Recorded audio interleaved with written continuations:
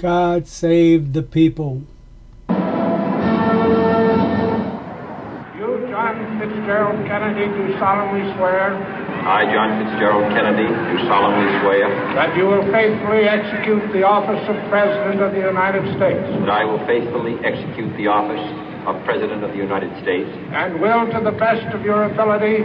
And will, to the best of my ability. Preserve, protect, and defend the Constitution of the United States. Preserve, protect, and defend the Constitution of the United States. So help you God. So help me God.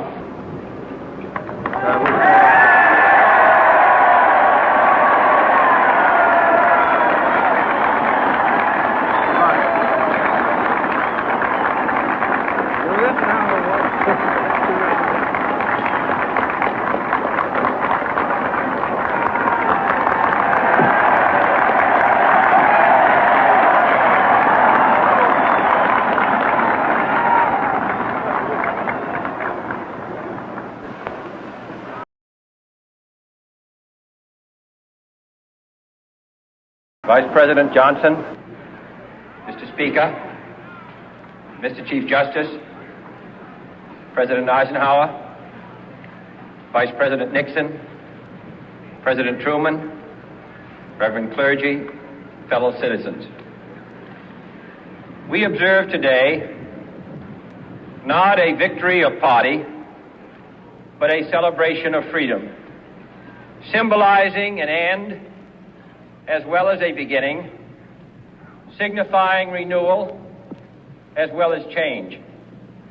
For I have sworn before you and Almighty God the same solemn oath our forebears prescribed nearly a century and 3/4 ago. The world is very different now, for man holds in his mortal hands the power to abolish all forms of human poverty and all forms of human life. And yet the same revolutionary beliefs for which our forebears fought are still at issue around the globe. The belief that the rights of man come not from the generosity of the state, but from the hand of God. We dare not forget today that we are the heirs of that first revolution. Let the word go forth from this time and place to friend and foe alike that the torch has been passed to a new generation of Americans born in this century, tempered by war, disciplined by a hard and bitter peace, proud of our ancient heritage, and unwilling to witness or permit the slow undoing of those human rights to which this nation has always been committed and to which we are committed today at home and around the world.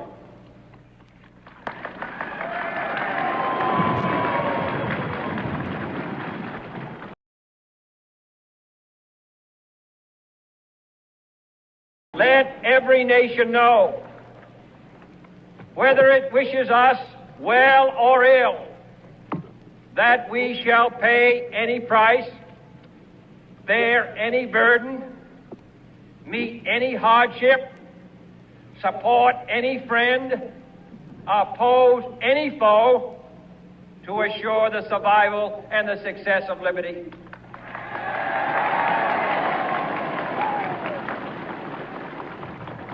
This much we pledge and more.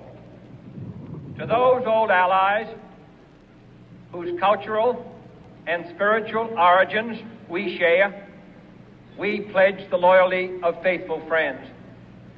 United, there is little we cannot do in a host of cooperative ventures. Divided, there is little we can do, for we dare not meet a powerful challenge at odds and split asunder. To those new states whom we welcome to the ranks of the free, we pledge our word that one form of colonial control shall not have passed away, merely to be replaced by a far more iron tyranny. We shall not always expect to find them supporting our view, but we shall always hope to find them strongly supporting their own freedom, and to remember that in the past, those who foolishly sought power by riding the back of the tiger ended up inside.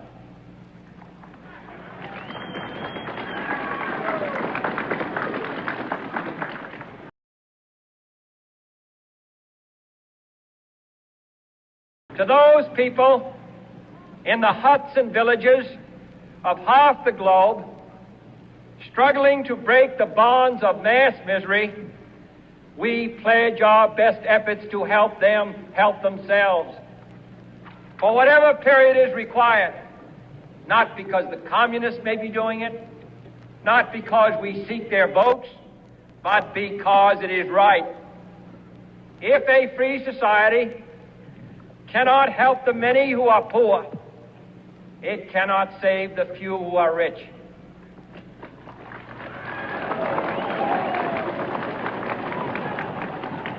To our sister republics south of our border, we offer a special pledge to convert our good words into good deeds, in a new alliance for progress, to assist free men and free governments in casting off the chains of poverty. But this peaceful revolution of hope cannot become the prey of hostile powers. Let all our neighbors know that we shall join with them to oppose aggression or subversion anywhere in the Americas. And let every other power know that this hemisphere intends to remain the master of its own house.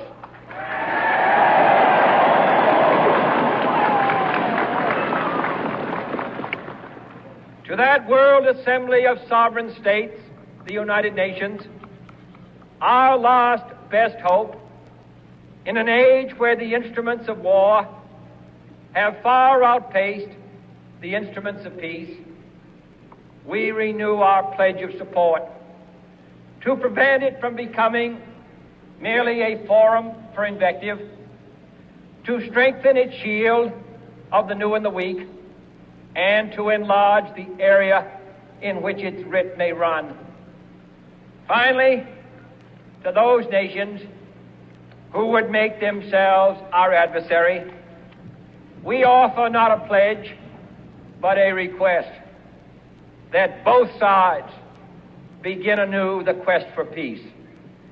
Before the dark powers of destruction, unleashed by science, engulf all humanity in planned or accidental self-destruction, we dare not tempt them with weakness, for only when our arms are sufficient beyond doubt can we be certain beyond doubt that they will never be employed. But neither can two great and powerful groups of nations take comfort from our present course, both sides overburdened by the cost of modern weapons, both rightly alarmed by the steady spread of the deadly atom, yet both racing to alter that uncertain balance of terror that stays the hand of mankind's final war. So let us begin anew, remembering on both sides that civility is not a sign of weakness, and sincerity is always subject to proof. Let us never negotiate out of fear, but let us never fear to negotiate.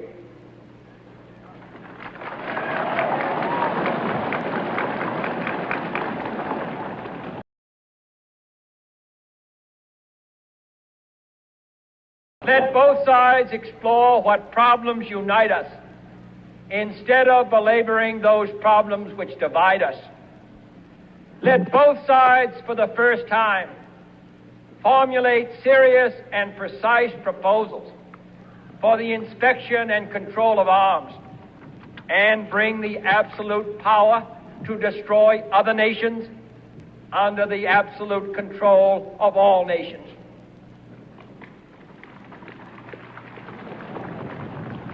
Let both sides seek to invoke the wonders of science instead of its terrors.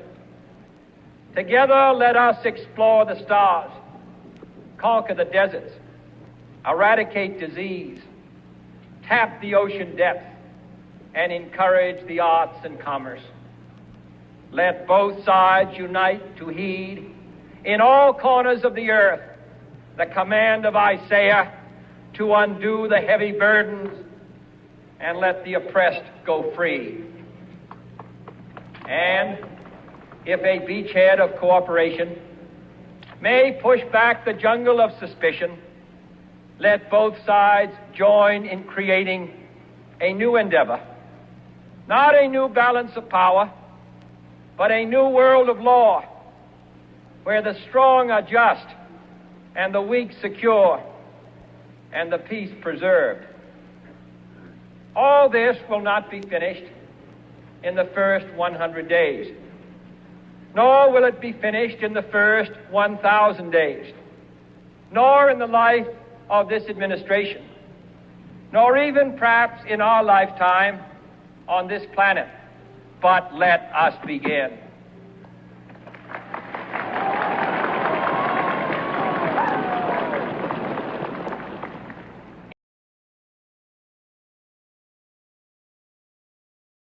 In your hands, my fellow citizens, more than mine, will rest the final success or failure of our course. Since this country was founded, each generation of Americans has been summoned to give testimony to its national loyalty. The graves of young Americans who answered the call to service surround the globe.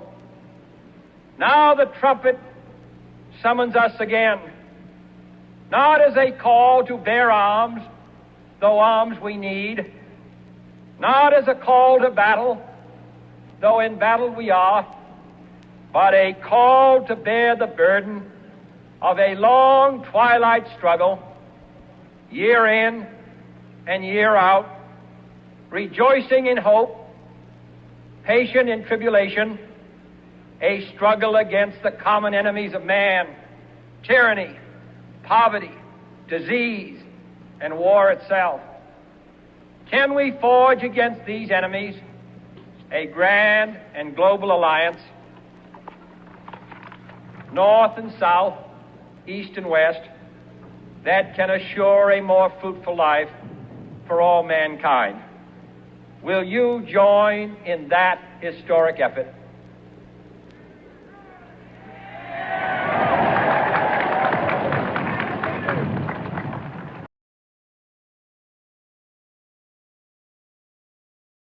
In the long history of the world, only a few generations have been granted the role of defending freedom in its hour of maximum danger. I do not shrink from this responsibility. I welcome it.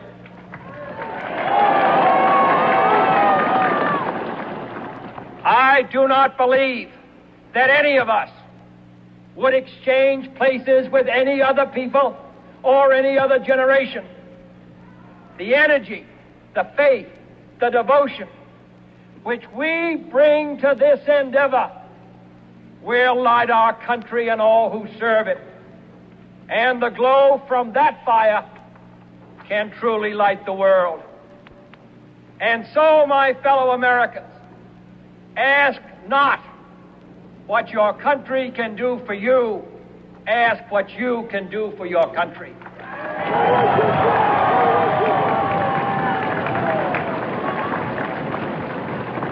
My fellow citizens of the world, ask not what America will do for you, but what together we can do for the freedom of man.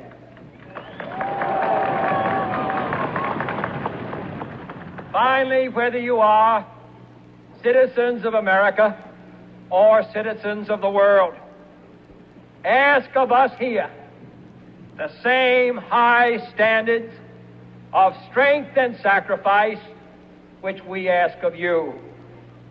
With a good conscience, our only sure reward, with history the final judge of our deeds, let us go forth to lead the land we love, asking His blessing and His help, but knowing that here on earth, God's work must truly be our own.